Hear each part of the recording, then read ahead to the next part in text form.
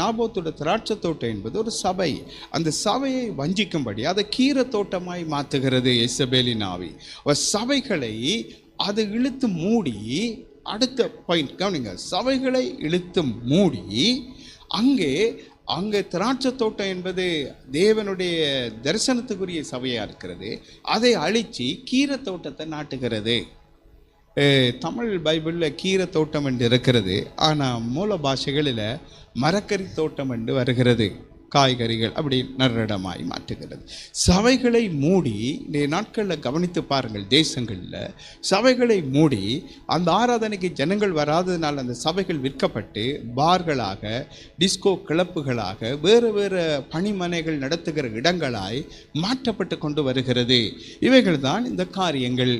ஆனால் இப்படி நடந்த போதும் எலியாவை கர்த்தர் எழுப்பினார் இந்த எசபேலுடைய ராஜ்யத்தை விழுத்தும்படி.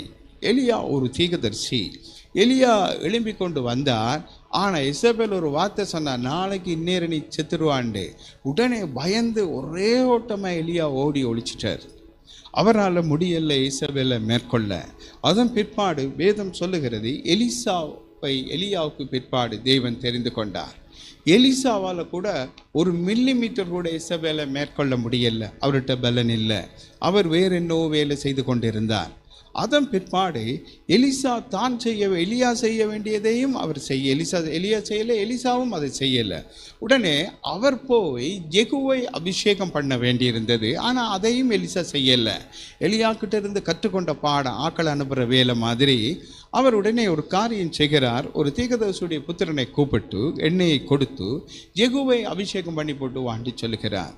அவன் ஓடி போய் அந்த படியன் அந்த ஜெகுவை தளபதிகள் மத்தியில் இருந்து பிரித்தெடுத்து அவனை அபிஷேகம் பண்ணிட்டு வர ஜெகு எழும்பி வர்றார்.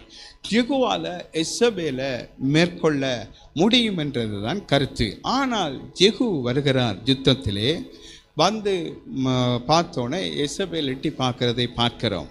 ஆனால் ஜெகுவும் எசபேலை மேற்கொள்ள முடியவில்லை. அந்த வீட்டுக்குள்ள இசபேலோட கூட இருந்த 2-3 பிரதானிகள் யார் என்னுடைய பக்கம் என்று ஜெகு கேட்டபோது அவங்க எட்டி பார்க்குறாங்கன்னு வேதம் சொல்லுகிறது. அப்பொழுது இசபேலை தூக்கி வெளியில் போடுங்கன்னு ஜெகு சொல்ல அவங்க தூக்கி போட்டாங்க. இசபேலுடைய வீட்டுக்குள்ளே, இசபேலுடைய ராஜ்யத்துக்குள்ளே இருந்தவர்களை கொண்டே கர்த்தர் இசபேலை முடித்ததை பார்க்கிறோம். அப்பொழுது ஜெகு இசபேலை ஏறி மிதித்து கொண்டு வீட்டுக்குள்ளே வந்து சாப்பிட்டுட்டு போனார் என்று வேதம் சொல்லுகிறது.